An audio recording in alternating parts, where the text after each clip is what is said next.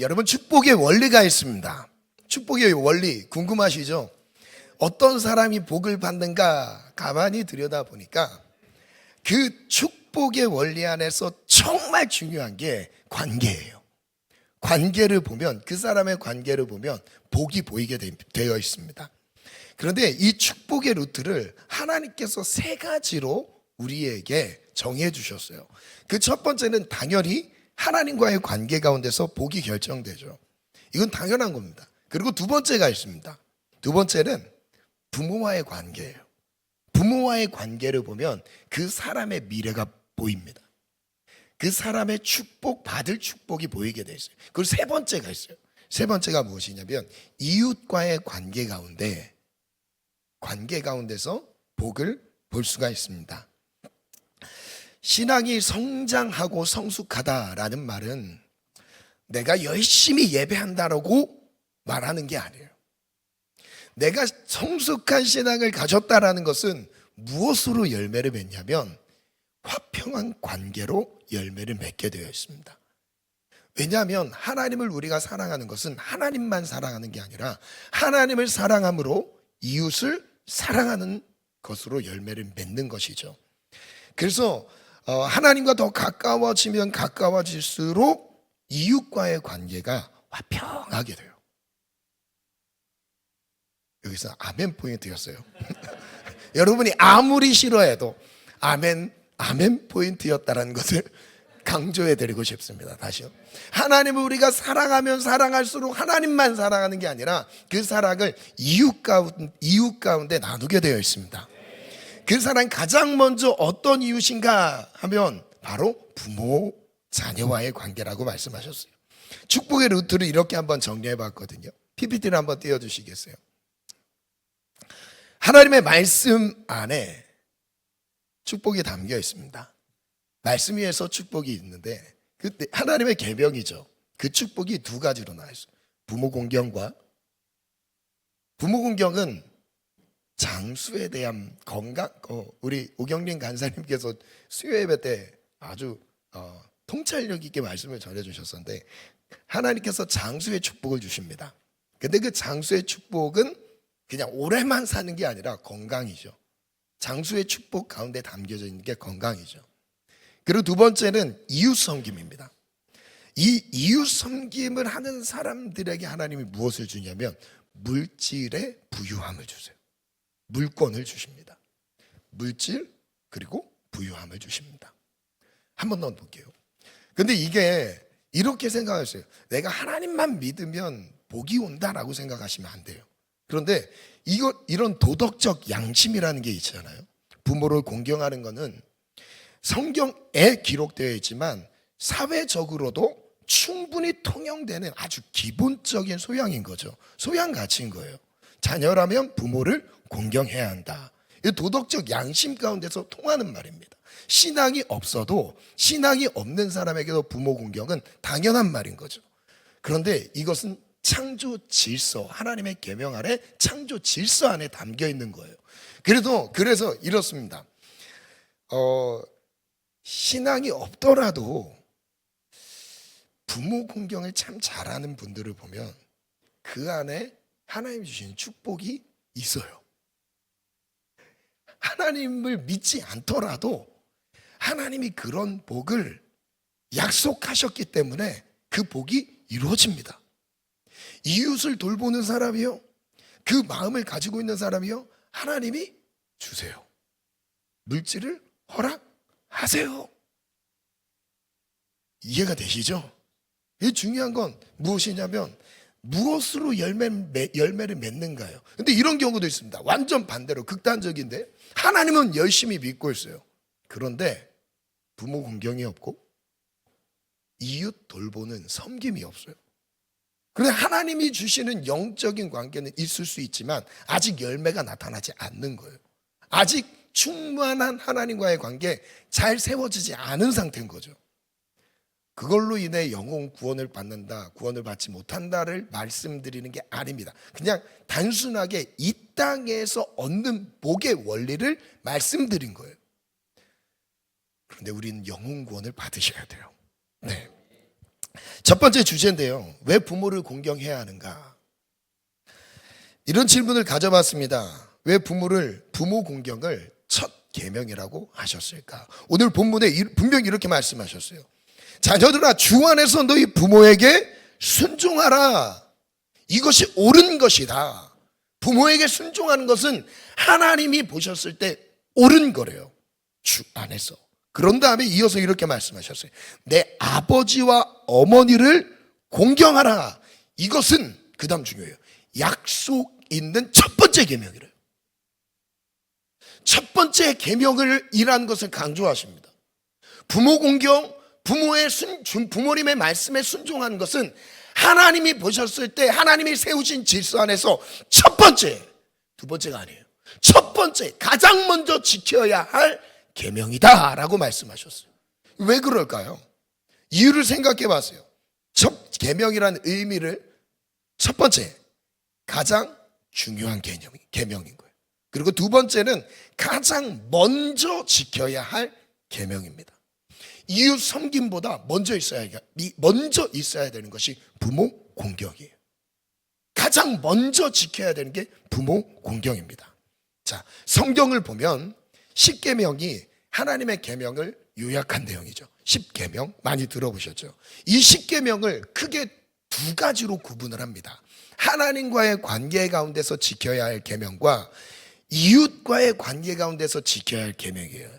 첫 번째부터 네 번째 계명은 하나님을 어떻게 섬기는지, 하나님을 어떻게 사랑하는지에 대한 내용이 1, 2, 3, 4 네 가지 계명으로 정리되어 있고, 나머지 6가지 계명은 이 땅에서 이웃과의 관계 가운데서 반드시 지켜야 할 계명을 말씀하고 있는 거예요.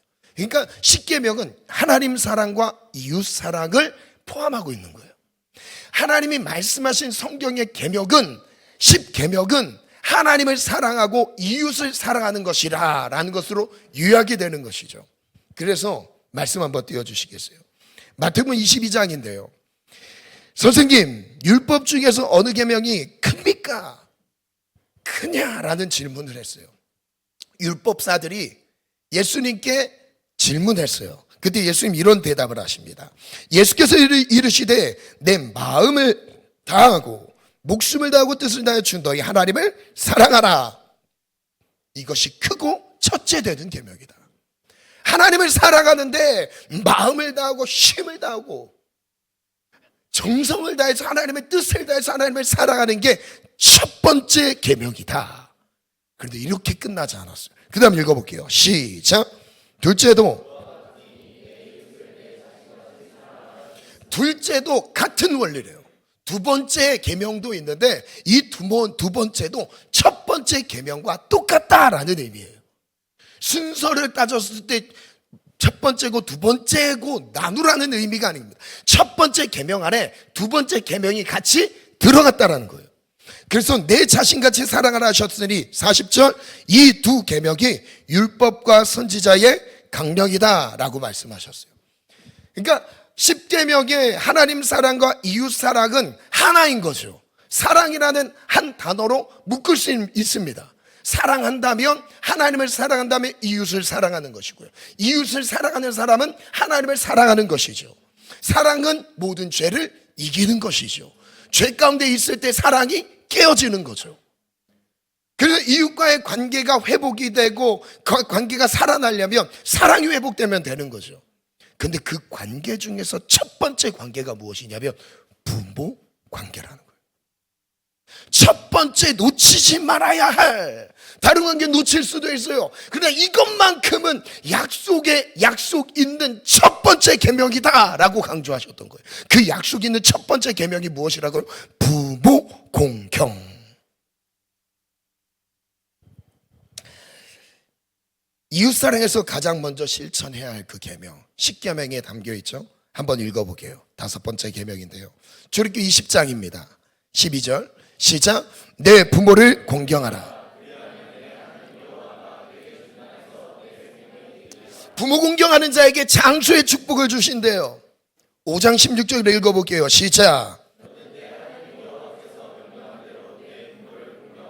그리하면 내 하나님 여호와가 내게 준 땅에서 내 생명이 길고 복을 누리리라. 와, 복에 대한 개념을 아주 명확하게 말씀하셨습니다. 하나님께서 부모를 공경하는 자에게 복을 주시리라. 복을 누리게 하시리라. 부모님과의 관계가 얼만큼 소중하냐면 나의 앞으로의 인생의 복을 결정할 수 있는 아주 중요한 관계인 거예요. 만약에 부모를 공경하지 않는 자는 심지어 율법에 이렇게 말씀하셨어요. 출애굽기 21장인데요. 함께 읽어볼게요. 시작.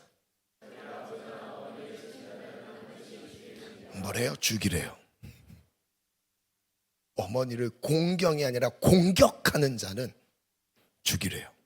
여러분, 공격은 아닙니다. 공경이에요. 21장 17절 같이 또 읽어볼까요? 시작. 그만큼 하나님이 부모와 자녀와의 관계 가운데서 부모의 권위를 아주 높이셨습니다. 그냥 부모라는 이름만으로도 공경을 받아야 되는 거예요. 부모라는 이름만으로도 공경을 받아야 되는 거예요.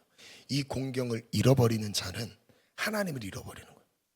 이 공경을 잃어버리는 자는 심지어 주님은 어느 정도까지 말씀하신 거예요? 살만한 가치가 없다는 거예요.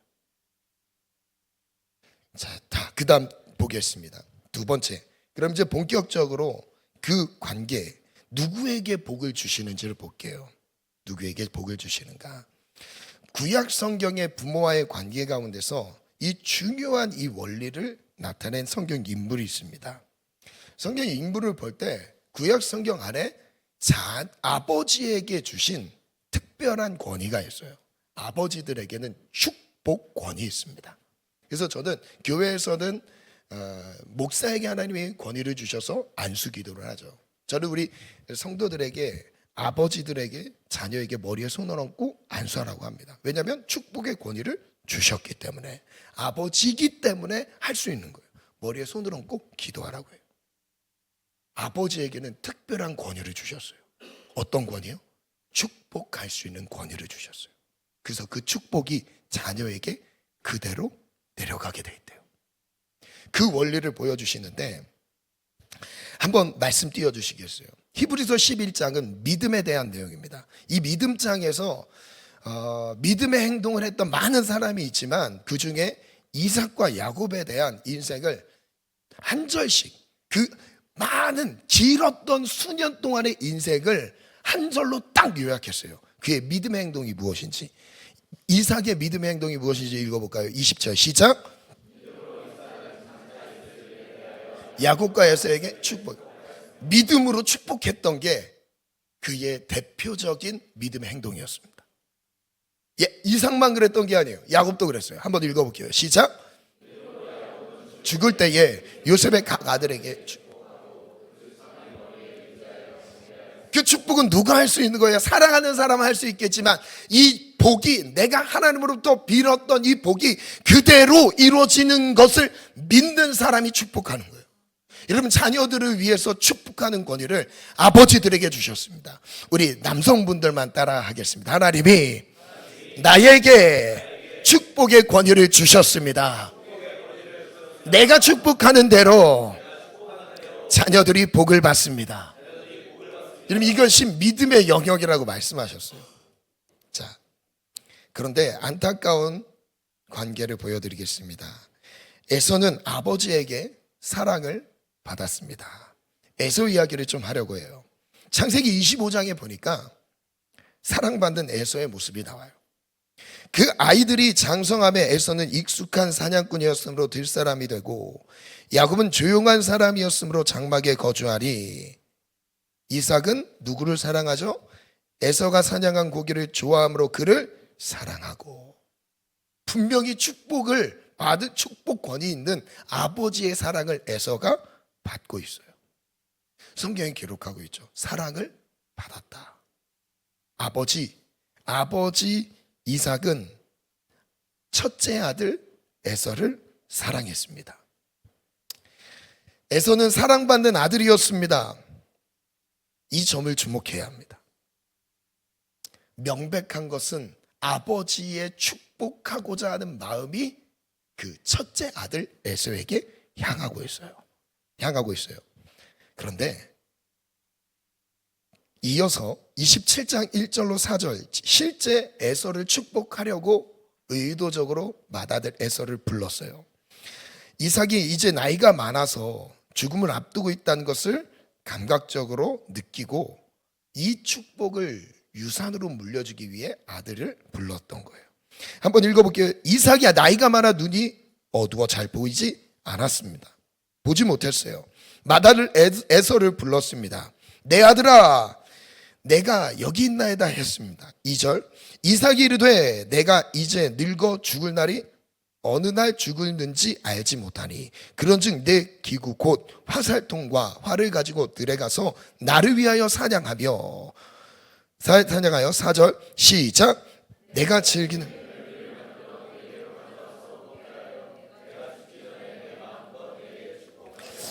이 당시의 문화였습니다. 별미를 준비해 와서 그 별미 가운데서 대접을 하면서 아버지를 대접하면서 그 별미를 먹고 축복해 주는 거였어요.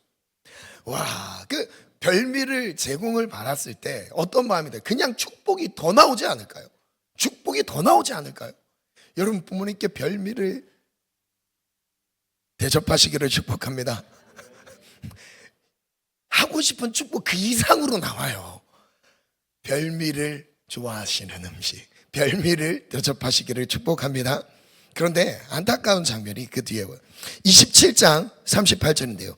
에서가 아버지에게 이르되 내 아버지여, 아버지가 빌복이 이 하나뿐이니까 축복을 놓쳤어요. 에서가 축복을 놓치는 장면입니다. 동생 야곱에게 축복을 놓치는 장면을 생략할게요. 그럼 설교가 길어집니다. 생략할게요.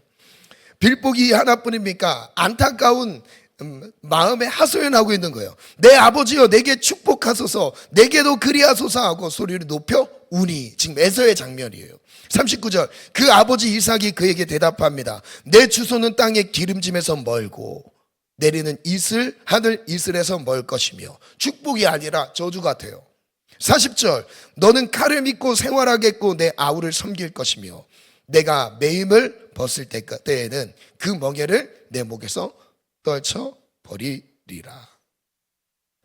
에서가 축복을 받을 것 같았는데, 아버지로부터 뭔가의 축복의 위협을 받을 것 같은 분위기였는데 갑자기 반전이 일어난 거예요. 축복이 야곱에게 갔어요. 방심하지 마십시오. 우리 모든 성도님들이 각 가정에서 야곱의 축복을 받으시기를 축복합니다. 아멘. 왜 에서는 축복을 받지 못했을까요? 질문이에요. 로마서 9장 13절에 보면 이렇게 말씀하십니다. 함께 읽어볼게요. 시작.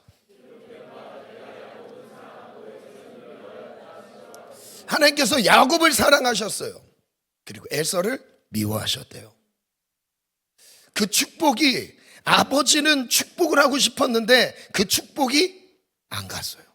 그 축복을 최종 결제하시는 분이 누구시냐면 하나님이십니다. 하나님이 이 축복이, 아버지가 주고자 했던 그 축복이 가게 하실지 가지 못하게 하실지는 하나님이 결정하세요. 여러분, 하나님의 주권을 믿으십니까? 하나님이 복을 주시고 복을 거두신다는 것을 믿으십니까? 자, 그런데 하나님의 에서를 미워하셨대요. 14절, 그런즉 우리가 무슨 말을 하리요? 하나님께 불의가 있느냐? 그럴 수 없느니라. 하나님이 불의하셔서 에서를 축복하지 않았다라는 게 아니죠. 15절, 모세에게 이르시되 이런 말까지 하셨어요. 내가 긍휼히 여길 자를 긍휼히 여기고 불쌍히 여길 자를 불쌍히 여기리라.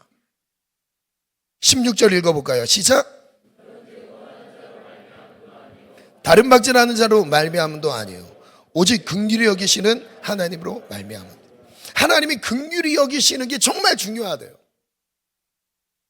자기가 축복을 받고 싶다고 소원을 한다고 축복을 받는 게 아니래요. 열심히 다른 박질해서 열심히 살아서 축복을 받는 게 아니래요. 그 축복의 결정은 하나님이 하세요. 부모로부터 받는 그 축복의 기업은 하나님이 결정하시는 겁니다. 그런데 이 결정하는 그 과정 가운데서 정말 중요한 대목이 있습니다. 창세기 25장이에요. 25장. 축복과 거리가 먼 에서의 인생입니다. 한번 볼게요. 29장 29절 25장 29절인데요. 야곱이 죽을 쑤었더니 에서가 들에서 돌아와서 심히 피곤합니다. 야곱에게 말합니다. 내가 피곤하니 그 붉은 것을 내가 먹게 하라 한지라. 그러므로 에서의 별명은 에돔이더라. 야곱이 이르되 혁의 장자의 명분을 오늘 내게 팔라. 에서가 말하죠. 내가 죽게 되었으니 이 장자의 명분이 내게 무엇이 유익하리요. 에서는 장자의 명분, 즉 장자에게만 아버지로부터 2배의 유산을 받습니다. 다른 아들과 다르게 2배의 유산을 받아요. 그런데 이 유산을 받는 의미는 아버지의 유업을 책임지라는 책임감도 같이 주어지는 거예요. 복만 주시는 게 아니라 그 복과 함께 책임과 의무가 따르는 거였어요. 그 책임과 의무가 이 첫째 아들에게 주어지는 거죠. 근데 에서는 그거에 대해서 관심이 없었어요. 장자의 명분을 중요하게 여기지 않았어요. 그 다음 절 볼게요. 내게 무엇이 유익하리요 했죠. 33절. 야곱이 이르되 오늘 내게 맹세하라. 에서가 맹세합니다. 장자의 명분을 야곱에게 팔았어요. 34절 읽어볼게요. 시작.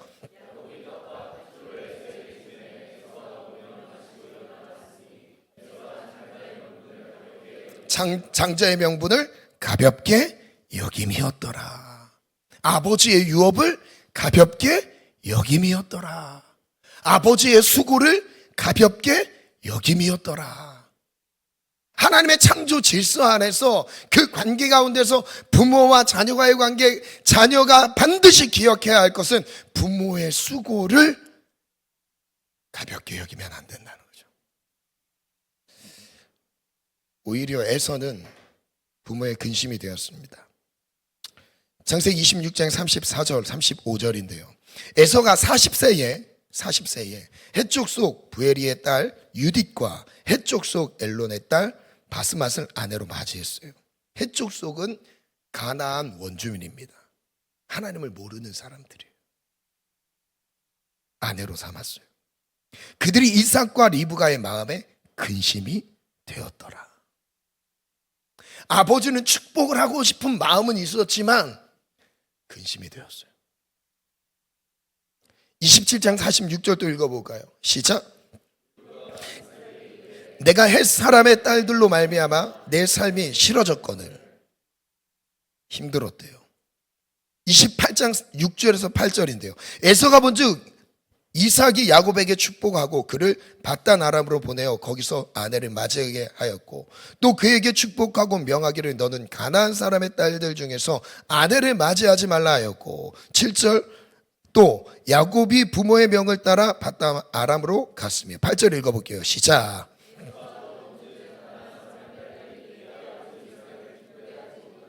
에서가 가나안 사람의 딸들이 그 아버지 이삭을 기쁘게 하지 못하는 것을 봤어요. 저는 이 말씀의 전체 맥을 봤을 때 에서가 팥죽 한 그릇에 장자의 명분을 팔았던 것 때문에 축복을 못 받았던 게 아니에요. 항상 선택과 결정이 근심이 되었어요. 이게 문제였습니다. 이삭과 리브가의 근심이 되었던 삶이었어요. 이게 에서입니다.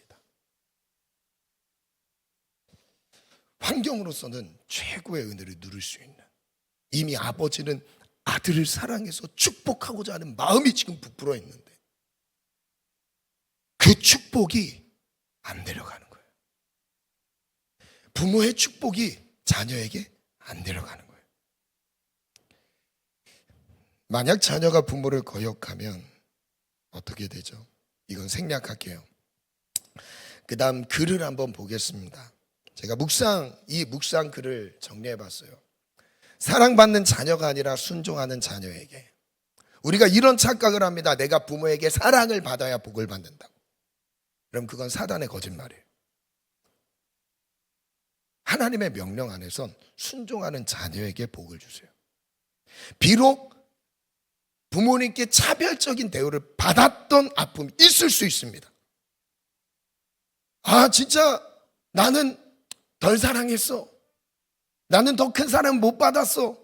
비교하면서 내가 받은 사랑이 작게 느껴질 수도 있어요. 그러나 그게 축복을 받고 안 받고를 결정할 수 있는 게 아닌 거예요. 결정권은 하나님께 있는데 하나님은 많이 사랑받은 자를 축복하신다고 말씀하시지 않았습니다. 그러면 부모의 사랑의 책임이겠죠. 그게 아니에요. 하나님은 순종하는 자에게 복 주신댔어요. 그래서 이 부분이 묵상됐어요. 당신의 자유가 부모의 근심이 될 수 있습니다. 지금 우리가 이것이 두렵고 떨립니다. 그래서 부모님이 살아계실 때 잘해야 되겠죠.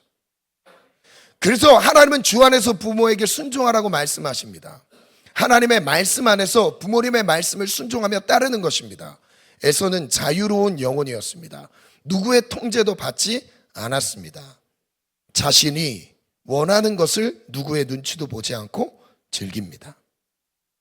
장자의 명분을 가볍게 여겼던 마음이 일시적이지 않았습니다. 에서는 한 번의 실수로 축복을 잃어버린 것이 아니라 축복을 거절한 인생을 살아왔습니다. 축복을 받을 수 있는 최상의 조건이었는데 그 삶 자체가 축복을 거절하는 삶이었어요. 축복을 거절하는 삶이었습니다. 지속적으로 부모를 공경하지 않았습니다. 부모의 가르침을 가볍게 여겼습니다. 부모의 근심이 되었습니다. 그렇게 장자의 명분을 가볍게 여겼던 것입니다. 혹시 당신의 자유가 부모의 근심이 된다면 다시 한번 생각해 보십시오. 부모에게 순종하지 않는 자녀는 하나님의 말씀에도 순종하지 않습니다. 그래서 하나님 우리 아버지라고 부르죠. 영적인 아버지시죠. 부모의 말씀에 순종하지 않는데 어떻게 하나님 아버지의 말씀을 순종할 수 있죠? 하나님께서 허락하신 창조의 질서를 내 삶에서 어렸을 때부터 확인할 수 있는 관계를 허락하셨어요. 그 순종을 통해서 하나님께 순종한 것을 배울 수 있는 아주 최고의 관계인 거죠. 부모와 자녀와의 관계. 율법의 첫 계명이 부모 공경입니다. 부모를 대하는 모습에서 하나님을 대하는 모습을 볼 수 있는 원리입니다. 부모를 대적하는 자, 부모를 치는 자는 죽이라고 말씀하셨어요. 부모와의 관계 때문만 그럴까요? 아니, 그 사람은 이미 하나님을 대적하는 사람입니다. 왜냐하면 하나님이 말씀하신 첫 번째 계명인데요. 온데간데 없어요. 당신이 느끼기에 부모님의 사랑이 차별적으로 느껴지거나 부족하게 느껴져도 상관없습니다. 그것은 여기 정말 중요해요. 내가 밖에 나는 충분한 사랑을 못 받았어.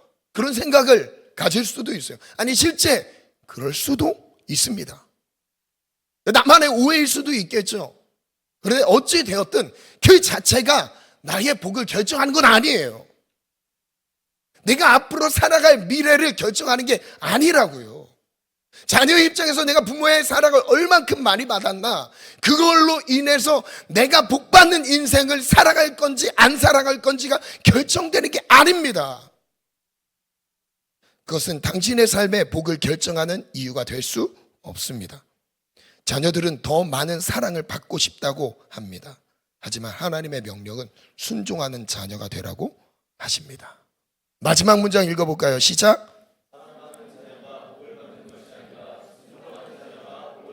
아멘. 이미 내릴 사랑이죠. 부모님은 내릴 사랑을 이미 허락하셨어요. 그게 하나님이 허락하신 창조의 질서 안에서 부모와 자녀와의 관계죠. 그냥 내릴 사랑 계속 퍼줍니다. 자기 인생을 다 바꿔서라도 자녀가 잘 되길 바랍니다. 그게 부모의 마음인 거죠. 저 얼마 전에 우리 손이 강요 서우 셋이 식탁에 딱 앉아 있는데 김을 가지고 서로 옥신각신 다투고 있는 거예요. 이 김, 그 포켓몬 김을 어떤 지체가 선물해 주셨어요. 포켓몬 김이 그 포장지 맛은 그냥 다른 김이랑 똑같아요.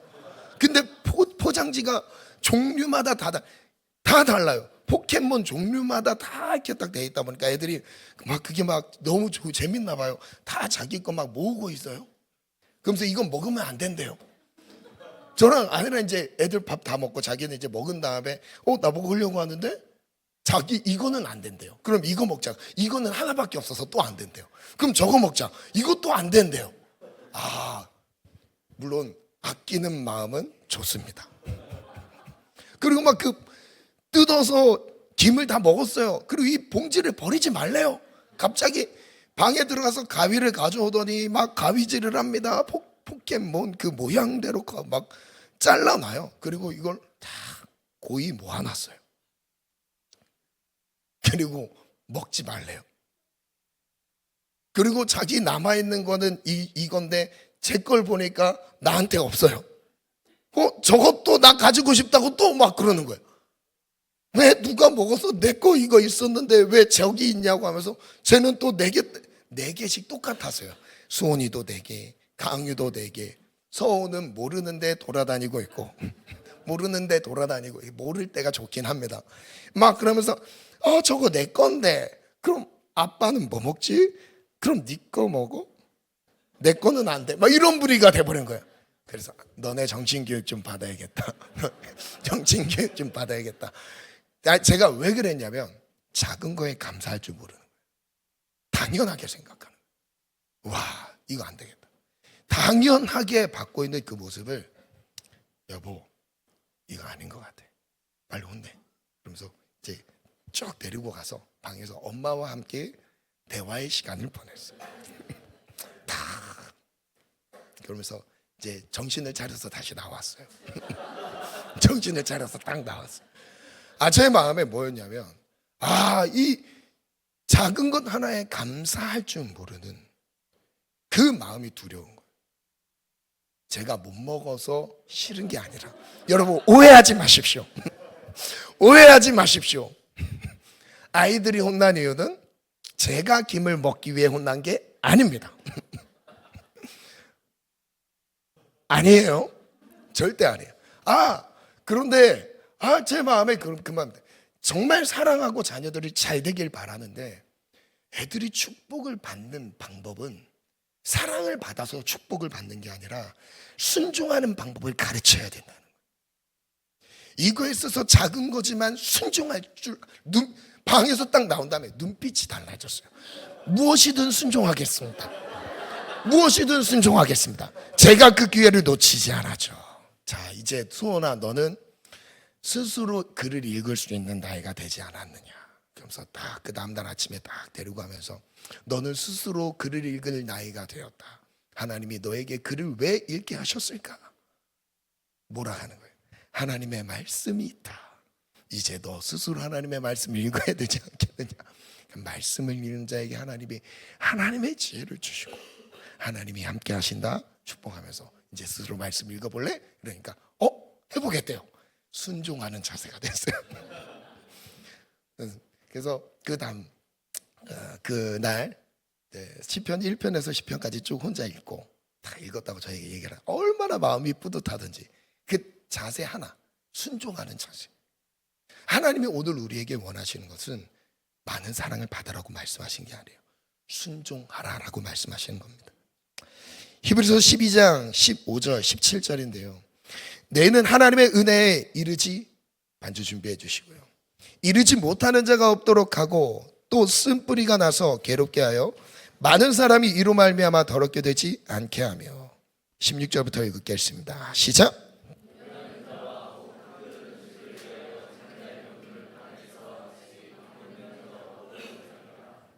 너희가 아는 바와 같이 그가 그 후에 축복을 이어받으려고 눈물을 흘리며 구하되 버림바가 되어 회개할 기회를 얻지 못하였느니라.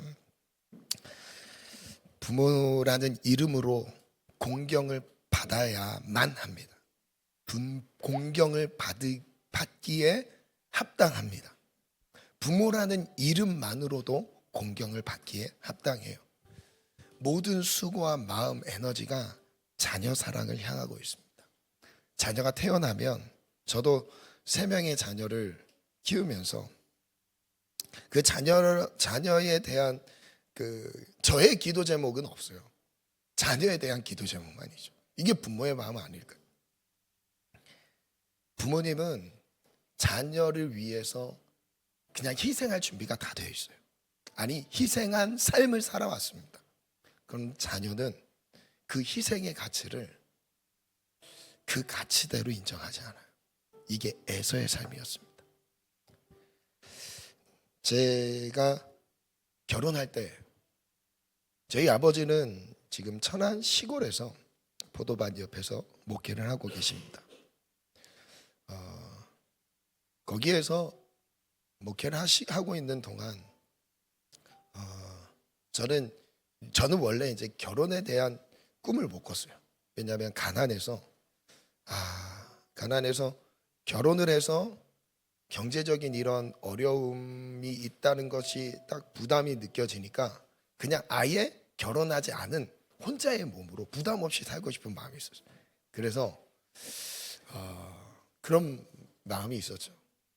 근데 아내와 만나고 결혼하기 전에 이제 저의 만난 소식을 듣고 이제 결혼이 다 결정된 상황을 아시고 이제 아버지께서 저에게 딱 결혼식 하기 바로 전날이었습니다. 저에게 결혼 준비하는 데 쓰라고 돈을 보내주셨어요. 근데 그 돈이 400만 원이었습니다. 제가 아직도 기억을 해요. 400만 원을 보내주셨어요. 저는 이제 그 돈을 받고 무슨 마음이 들었냐면 저희 아버지는 이 400만 원을 모으시려면 1년, 2년 걸릴 수 있는 뭐 수입이 어떻게 당연히 없죠. 목회를 하고 계신데 어디에 수입이 있겠어요. 적금을 들어서 몇 년간 모으신 돈이에요. 제가 그 사정을 아니까 원래 이제 받을 생각도 없었는데 너무 죄송한 마음도 들고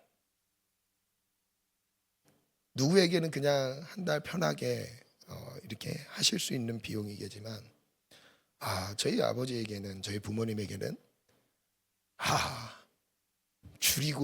줄여서 희생해서 적금 들어서 몇 년간 모은 돈이었습니다.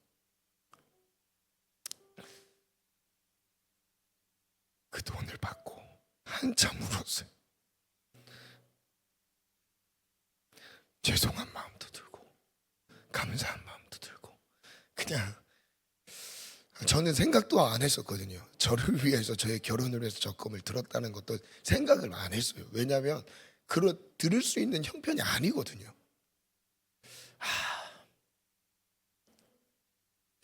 부모님의 마음이 바로 그거였죠. 자신의 인생은 먹는 거 안 먹으세요. 지금도 집에 가면 아끼시느라 돈을 안 쓰세요. 정말 아끼시느라 돈을 안 쓰세요. 거기에서 그 돈이 모아져서 저에게 주셨다는 게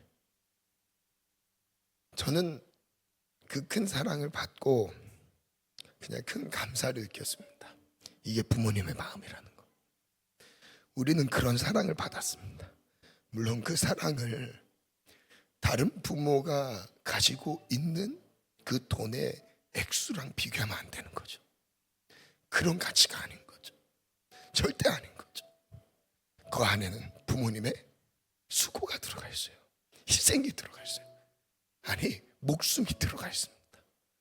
대신 죽고자 하는 마음까지도 부모는 자녀를 위해 그 마음까지도 갖고 계십니다. 저희 어머니가 하루는 새벽 예배 저와 같이 새벽 예배를 드리고 돌아오는 길에 너무 힘들다고 부축을 해달라고 하면서 제 집에 모셔다 드리고 눕혀드리고 저는 출근을 했습니다. 그땐 일할 때였죠. 근데 어머니께서 그때 의식이 없이 쓰러지셨던 거예요. 뇌졸중으로 의식 없이 쓰러지셨더라고요. 침대에는 제 소변이 있었다고 하고 저희 누나가 저희 아버지랑 같이 뭐 어떻게 응급실에 가서 봤는데 이제 정말 심각한 상황이었습니다. 중환자실에 갔을 때도 의식이 없었어요. 근데 어떻게 하다가 좀 의식이 있었을 때 저의 손을 잡았는데, 저의 손을 딱 잡고 하셨던 말이 뭐였냐면, 다른 사람의 이름을 부르는 거예요. 의식이 없으시니까. 이게 제대로 된 의식이 아니었어요. 다른 사람의 이름을 부르면서 막 제 손을 잡고 제정신이 아니셨던 거죠. 막 눈물이 계속 나는 거예요. 근데 그 중에 섞여 있던 한마디가 있었어요. 오늘 우리 아들 생일인데. 그날이 제 생일이었거든요.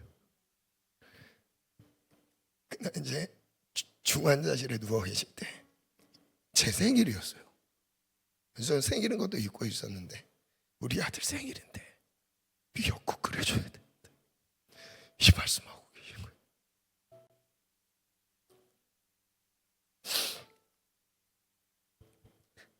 정신이 없는 가운데서 어떻게 그 생각이 있었는지 모르겠지만,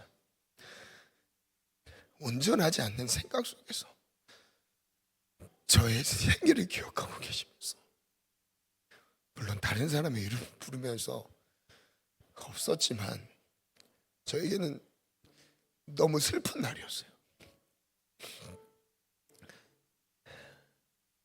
감사하게 많은 분들의 중보기도로 그 고비를 잘 넘기셔서 온전한 정신으로 지금 정상 생활을 하고 계십니다. 하나님 치료하셨죠. 부모의 사랑입니다. 아버지의 사랑, 어머니의 사랑, 늘 잘 되길 바라고 뭔가를 더 대신 아파해 주기를 바라시는 분, 못해줘서 아쉬워하시는 분, 이거 부모님의 마음인 거예요.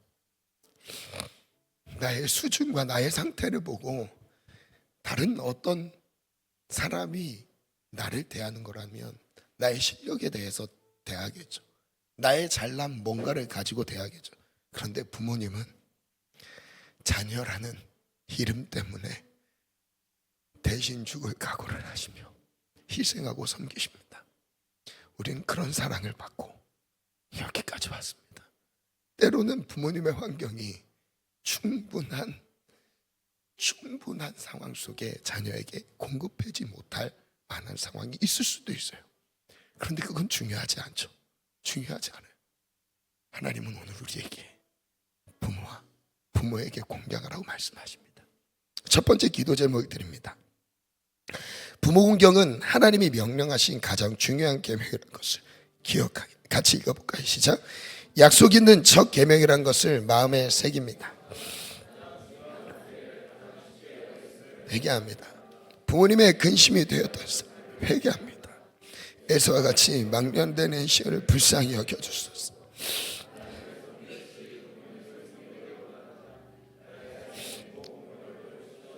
오늘 부모 공경이 우리의 삶에서 회복되기를 원합니다. 첫 번째로 기도할 것은, 하나님, 내가 부모의 근심이 되었던 삶을 회개합니다. 에서와 같았던 나의 연약한 불순종을 불쌍히 여겨 주옵소서. 약속 있는 첫 계명이라는 것을 가슴에 새기고 부모 공경에 들어가게 도와주옵소서. 우리 기도 제목을 가지고 합심해서 한번 기도하겠습니다.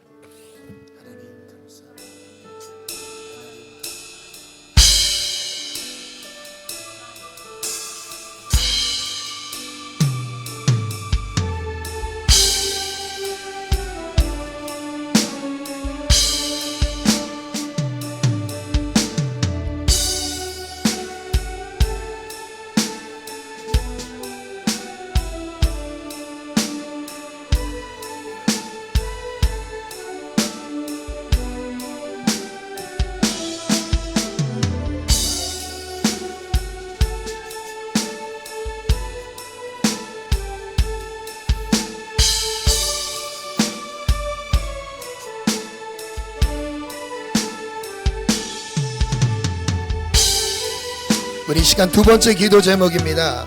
우리 함께 믿음으로 선포합시다. 부모 사랑도 중요할 수 있겠지만 하나님은 부모 공경에 집중하라고 하십니다. 부모님의 사랑에 집착하기보다 부모 공경에 힘쓰게 했습니다. 축복의 길을 깨닫게 하심을 감사합니다. 부모님을 공경하는 것을 하나님 아버지를 공경한 것으로 여겨주심을 믿습니다. 부모님을 공경하여 반드시 복을 누리리라. 땅에서 잘되고 장수하는 복을 누리길 원합니다. 우리 부르짖어서 한번 기도하겠습니다. 하나님, 부모님의 사랑에 집중하고 있었습니다. 이제 내가 받아야 될 사랑을 계산하지 않고 부모 공경에 집중하겠습니다. 공경하는 자녀가 되겠습니다. 하나님께 축복받는 길을 깨닫게 해주셔서 감사합니다. 부모 공경을 내 삶에 회복시켜 주시고 하나님 약속하신 복을 누리는 삶이 되게 도와주옵소서. 땅에서 잘되고 장수하는 복을 누릴지어다. 우리 다시 한번 주님 세 번 찾고 간절히 기도합니다. 주여, 주여, 주여.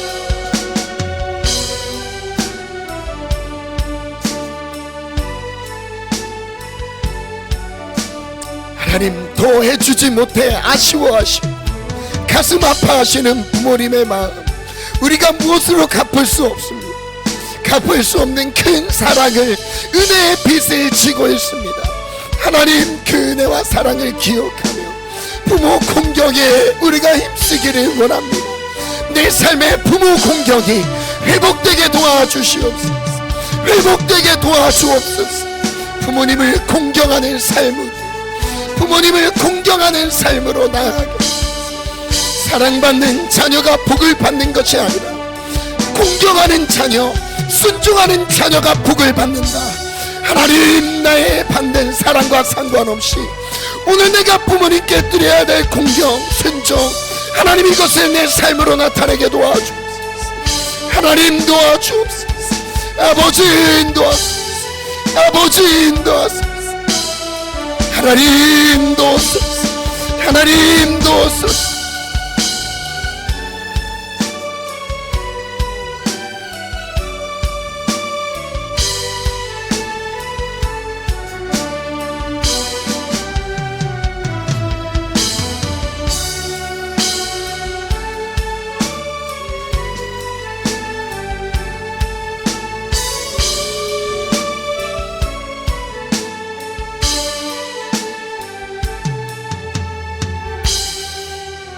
우리 시간 마지막 기도 제목입니다.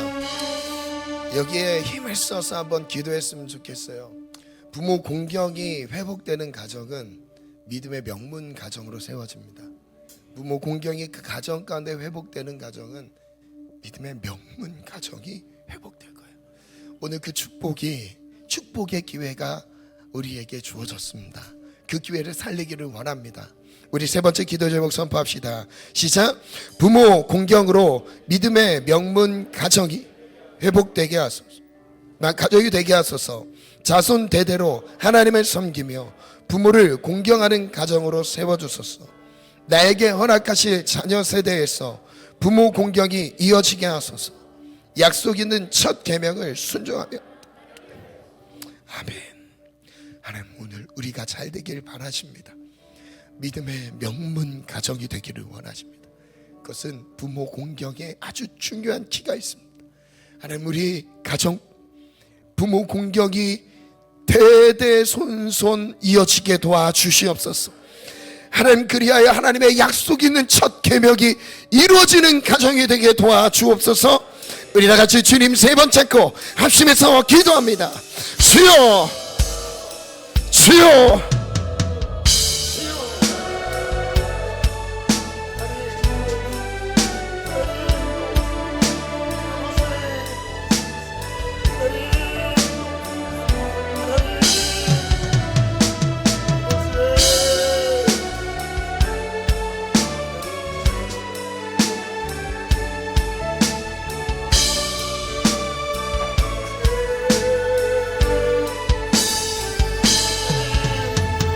부모 공경의 영적인 문화, 믿음의 유산이 우리 가정 위에 살아있게 도와주옵소서.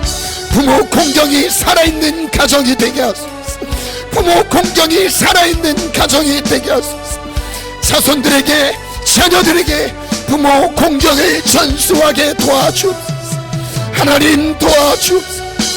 아버지 도와주옵소서.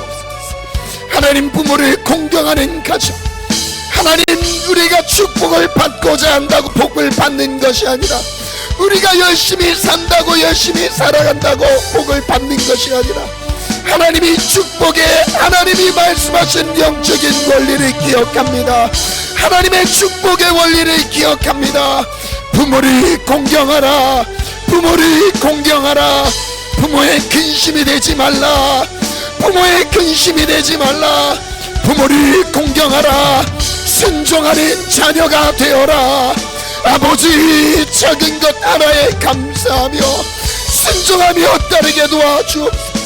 부모님의 모든 수고와 희생을 기억하며 하나님, 우리가 그 안에 서기를 원합니다. 주여, 부모 공경하는 것, 믿음의 명문 가정이 되게 도와줘. 믿음의 명문 가정이 되게 도와줘. 믿음의 명문 가정이 되기를 원합니다. 부모 공경이 살아있는 믿음의 명문 가정이 되게 도와주옵소서.